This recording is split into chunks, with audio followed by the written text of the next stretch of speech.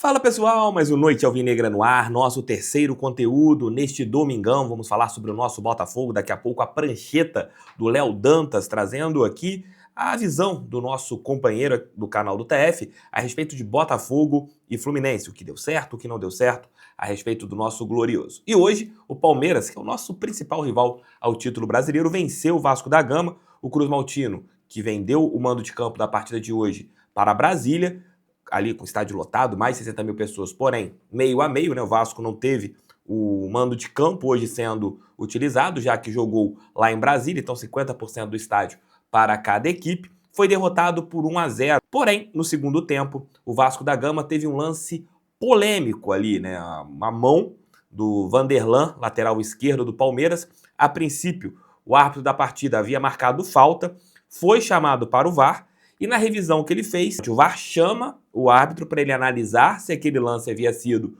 algo para pênalti, e na análise do apitador, ele retirou a falta e não deu pênalti. E isso gerou ali várias reclamações do Cruz Maltino. Você teve o diretor de futebol da equipe carioca indo na entrevista coletiva do técnico Rafael Paiva reclamando dos critérios da CBF. O Verratti, na entrevista após o jogo, disse que é o terceiro jogo que ele tem contra o Palmeiras, em todas as partidas foi prejudicado atuando contra a equipe de Abel Ferreira e Leila Pereira. O Palmeiras segue no nosso calcanhar. Tem uma vitória a menos, tem 4 gols de saldo a mais, então o Botafogo tem que continuar vencendo. A gente não pode dar mole para o Palmeiras. Se o Botafogo quiser ser campeão brasileiro nesse ano, tem que jogar com 101% de foco. Porque o Palmeiras só tem o Campeonato Brasileiro, não tem outra competição. O Botafogo tem que jogar bola. Como fez ontem contra o Fluminense, achou um gol no último lance, manteve a sua distância em 3 pontos. As duas equipes jogaram fora de suas casas e venceram. O Palmeiras teve essa vantagem, né, de ter um estádio com campo neutro. De repente, se esse jogo contra o Vasco fosse em São Januário, teríamos uma partida bem diferente. Mas a equipe alviverde venceu o seu jogo e segue ali com 53 pontos. O Botafogo tem 56, Palmeiras 53, e vamos trazer no próximo vídeo a análise da rodada, né? Pegando todos os jogos e vendo o que será a próxima do Campeonato Brasileiro. Fizemos a nossa parte, o Palmeiras fez a parte deles e o título está ficando realmente entre a gente e o alviverde paulista. Mas falem aqui, vocês acham que o Vasco foi prejudicado, a arbitragem ajudou novamente o Palmeiras, ou vocês acharam um lance normal? Na minha opinião, vai ao encontro daquilo que a gente sempre fala.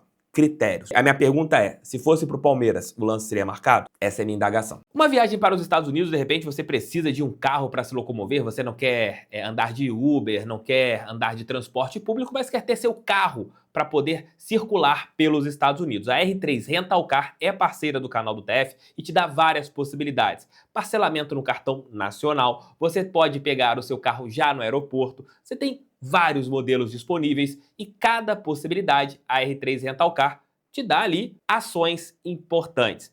Você sendo botafoguense e falando que acompanha o canal do TF, tem desconto. Se você quiser saber mais detalhes, mais informações em relação a R3 Rental Car, vou deixar o telefone aqui, ó, e o site no primeiro comentário para vocês tirarem todas as suas dúvidas e falem que vocês conseguiram ver pelo canal do TF, faça sua cotação, porque eu tenho certeza que os valores da R3 Rental Car são incríveis. Falem agora com eles. Deixe seu like, inscreva-se no canal, compartilhe esse vídeo em seus grupos WhatsApp. E agora, Léo Dantas, trazendo a sua análise, né? O Léo Dantas hoje não estava no estúdio dele, está em viagem, mas mesmo assim trouxe a prancheta do Léo Dantas. Fale aí. Oi TF, oi pessoal do canal, tudo bem? Vamos então falar do jogo, né, contra o Fluminense, vitória na Bacia das Almas, jogo importantíssimo para a manutenção da liderança, então vamos para a prancheta, hoje no cenário um pouquinho improvisado, no próximo vídeo já vou estar no meu habitat natural, tá? Mas vamos lá, vamos para essa análise então. Primeira tela aí para você, acho que a coisa mais assintosa, né? O que mais chamou a atenção, como a ausência do Almada fez diferença no primeiro tempo. O Savarino foi titular, teve dificuldade de se associar a alguém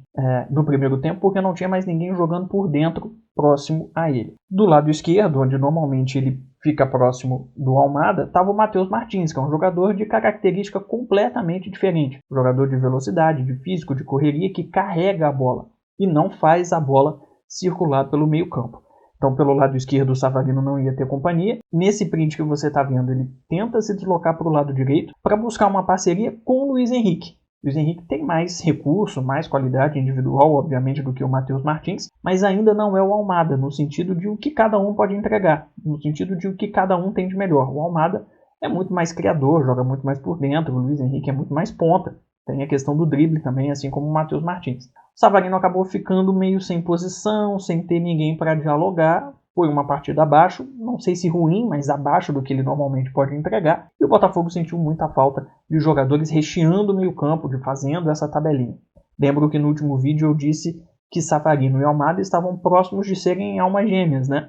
E faltou essa metade da laranja justamente para o Savarino nesse jogo contra o Fluminense. O segundo ponto de análise que eu queria trazer aqui é um ponto positivo da defesa do time do Botafogo.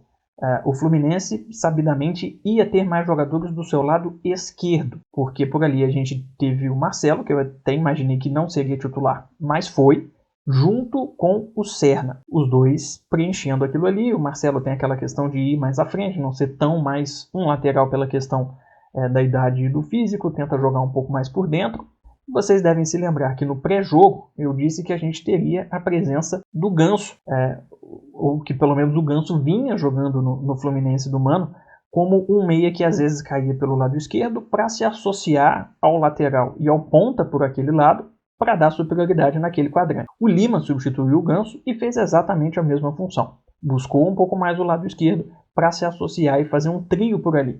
E o Botafogo conseguiu marcar os três na maior parte do tempo. Nessa imagem que está aí na tela para você, o Luiz Henrique marca mais de perto o Marcelo, o Adrielson está pegando o Lima também mais próximo e o Ponte está guarnecendo o Serna. Outro ponto importante da defesa do Botafogo, mas que não funcionou tanto, foi o Marçal na disputa direta com o John Arias. A gente já sabia que esse podia ser um problema. O Arias é o craque do time do Fluminense, é o cara com mais repertório, com mais recurso, joga aberto e faz muita coisa pelo lado, né? Corta para dentro, para o passe, para a finalização, usa corredor para buscar linha de fundo no cruzamento, e isso complicou um pouco a vida do Marçal. Marçal, em alguns momentos, como você está vendo aí nesse print, marcou mais por dentro, e aí deu muito espaço para o John Arias aberto. E ele sofreu tendo que fazer essa movimentação de dentro para fora para pegar o John Arias, e em alguns momentos chegando atrasado no lance. Quando o Marçal conseguiu ajustar esse time, esse tempo para ficar aberto, para pegar o John Arias no mano a mano, ele levou a pior porque o John Arias é melhor, cisca mais, né, busca o improviso, a ultrapassagem, drible, a velocidade, enfim. E o Marçal teve dificuldade. E aí, já era uma dificuldade natural, mas que poderia ter sido evitada se o Botafogo tivesse outra dupla de volantes. O Tietê não tem mais a mesma pegada que tinha antes, acabou não dando suporte por ali e o Marçal acabou ficando sozinho na maior parte do tempo, o que foi um problema mais flagrante da defesa do Botafogo. E aí, ao falar do Tietê, é importante a gente salientar que não acho que tenha sido uma partida horrorosa, acho que melhora um pouco no segundo tempo, mas na primeira etapa a gente sente muita falta do Marlon. Primeiro, na saída de bola. A saída do Tietê, é claro, ele é capaz de fazer lançamento. Esse print que você está vendo é da origem daquela jogada em que o Matheus Martins recebe em profundidade e perde o gol no primeiro tempo.